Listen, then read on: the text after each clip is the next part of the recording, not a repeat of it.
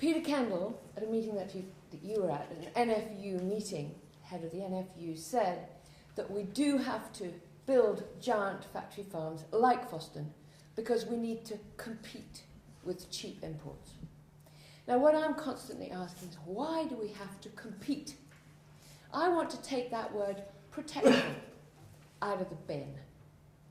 Because I believe, an increasing number of people believe, that it's big business and their financial institutions that are dictating the rules of the game. And they can win the competition if they get rid of all the barriers to so-called free trade. In other words, they want to put the profit of millions of small farmers across the world into their pockets. They can now comb the globe for countries that have cheap labour, lower and poor environmental and labour standards, favourable fiscal incentives, etc. Now, through the development of this so-called free trade, they're also receiving taxpayers' guaranteed loans from their city friends in the development banks.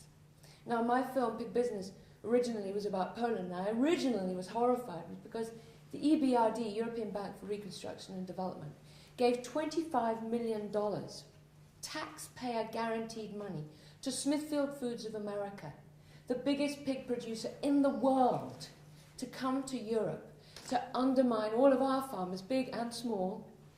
Why? Now, I'm going to film in Ecuador. Pranaca, the biggest in South America, received $50 million from the World Bank through the International Financial Corporation. And they're working so closely, however many of the local people are up in arms. They're not doing a review because the IFC is so powerful. Now, Foston wouldn't be viable if it didn't have the subsidies for the anaerobic digester and to get rid of Derby's waste. So, in order to encourage factory farming, the government is also giving research and development funding. And I heard from the Oxford Farming Conference across the road, Mrs. Spielman boast that the government is spending £400 million a year on agricultural science, e.g. funding research into crops and livestock genetics. So actually I heard that they're trying to produce a 2-ton pig. That's the way they're going to solve it. So on top of the subsidies, the factory farms are also breaking the law. And in my film, Robert Kennedy Jr. says that Smithfield Food can't produce a pack of pork cheaper than a family farmer unless they break the law. Now, the Smithfield website said originally that they wanted to be the #1 producer of pork in this country. They've since changed it, and I think because they knew it was in my film, so they saw it. They've changed it to one of the #5 producers in this country. And I've recently heard that a claim from MPP, Midland Pig Producer, that they're advising Smithfield of how to set up farms in the UK. And talk about defamation from Midland Pig Producers. Channel 4 had 4 letters from Smithfield Foods of America saying, if you publish this film, we will sue you. So farmers big and small in the UK, in the EU, are breaking the law to compete with these giants. For example, Compassion in World Farming in 2008 and 9 investigated 74 farms in Germany, Spain, the Netherlands, Denmark, Hungary, and the UK. And the vast majority were breaking the Animal Welfare Directive. They had no enrichment materials, and almost 90% of them tail-docked. Now, I believe it's impossible to control nations. The and what they do. The NFU doesn't have the teeth to say to governments, you've got to close your farms that are breaking the law. Forget it. Governments aren't going to close their farms just because they're not competitive. They're going to let them go on breaking the law. Now, the so-called global regulator, the World Trade Organization, is only there to reduce regulations that block free trade. They're not there to introduce rules to level the playing field. Now, because all the political parties, Conservative, Labour, Lib Dem, are competing for costs to pay for their elections, they have to obey the conditions of big business, so adopt a free trade agenda. He who pays the piper calls the tune. So, Crispin Odey, hugely successful hedge funder, gave the Conservatives $750,000 recently.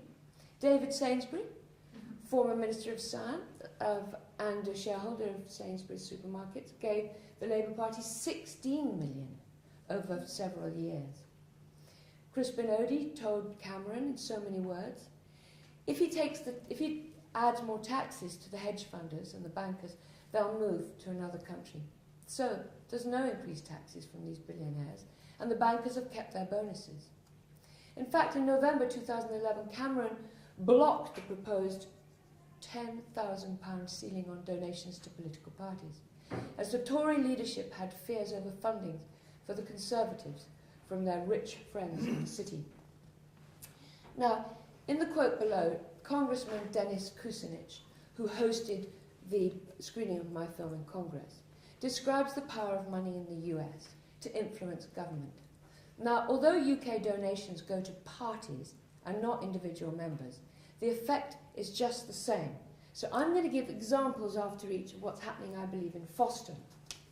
Right, and I'm quoting from him, and then Foston interject. He says, banks and other financial institutions and corporations generally invest in candidates in the same way that people invest in the stock market.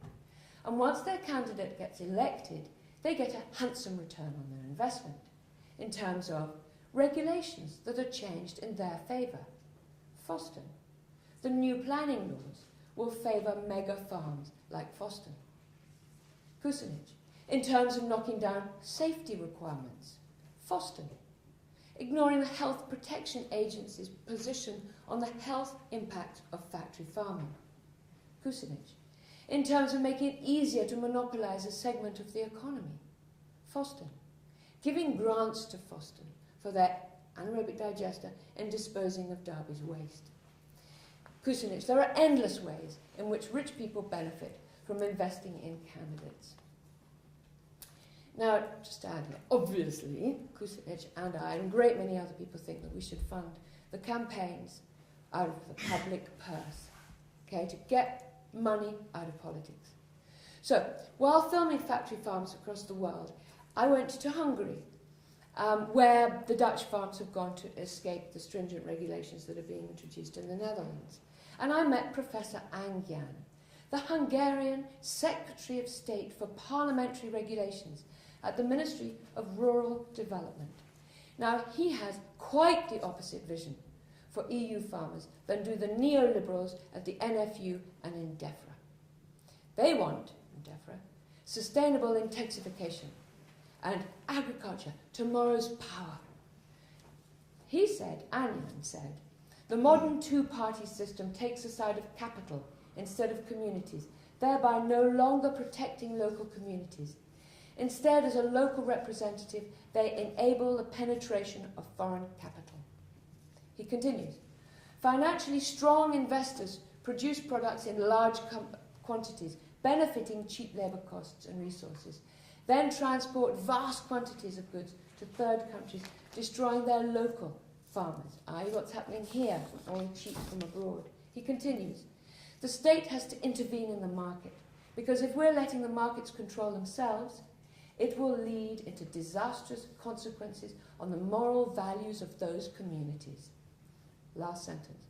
The only option for the world seems to be to exclude essential food from the free movement of goods, and that we should ensure food sovereignty. What a star. So even Cameron, believe it or not, pre-election advocated protectionism.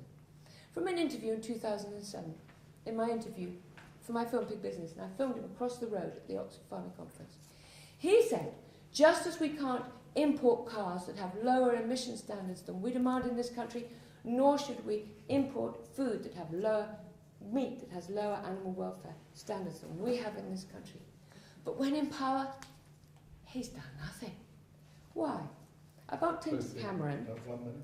I bumped into Cameron recently, and I asked him, and he said it was a mistake to have introduced higher standards in the UK than the rest of the EU. And what he was meaning was that we actually exported the cruelty, because presently on our supermarket shelves we have 60% of pork coming in from the EU, or from the world. However, instead of legitimately protecting our farmers from cheaper imports, his solution is to bring EU standards up to ours. But this is not going to happen. Despite the 2013 partial ban on sow stores in the EU, we've got a total ban, which will cost us more. The Compassion in World Farming research proved that we break the law less than they do in the EU. So competing with cheaper is a downward spiral. Now, we've lost half our herd in the past 12 years in the UK. So the NFU and politicians want our farmers to get bigger or get out. So which means losing ever more of our precious farmers.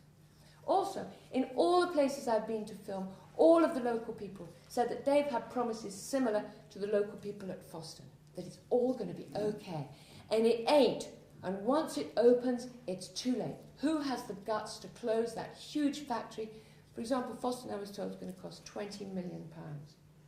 When I told Cameron about Anyan wanting to take essential foods out of the free trade treaties, he said it would be very bad for Africa. He said, we've got to allow them to provide food for us so they can come off the land, go to the cities and find jobs. Well, what jobs? Everything is mechanized. And anyway, the development paradigm that Cameron quoted is just an excuse for the land grab that goes on today. So they're not only in those countries growing our coffee, cocoa, pineapples, which we can't grow in this country, they're also growing things we can grow. And they're growing feed for our animals. And they're growing biofuels to satisfy our essential greed for electricity. Apparently, 2/3 of the billion hungry people in the slums are farmers forced off the land due to monoculture. So, Professor Anyan from Hungary says, our food has to be produced locally. It was working for centuries, and this is where we have to return. And 70% of the world is still fed by food from local farmers. So it's only us that's gone wrong, and we've got to change that. So should the NGOs be campaigning to treat the symptoms of breakdown by improving animal welfare laws, adding anaerobic digesters to reduce the sting, reducing antibiotic use? Or should we be looking at the root cause of the disparate areas of breakdown and lobbying politicians to take food out of the global free trade treaties by imposing trade barriers on pork imports below the cost of UK production? Plus, we should reduce the size of the farms and the numbers of pigs in a given area. And animals should have access to fresh air and straw bedding. If the true cost of pork that's on that supermarket shelf from factory farms was internalised, only the rich could afford it. We need to encourage people to buy British pork, and it is more expensive. But if we reduced our intake of pork, we would reduce the risk of the diseases like cancer, diabetes, and heart disease. Now, all of this and all of my films are on our website, Pig Business. Thank you.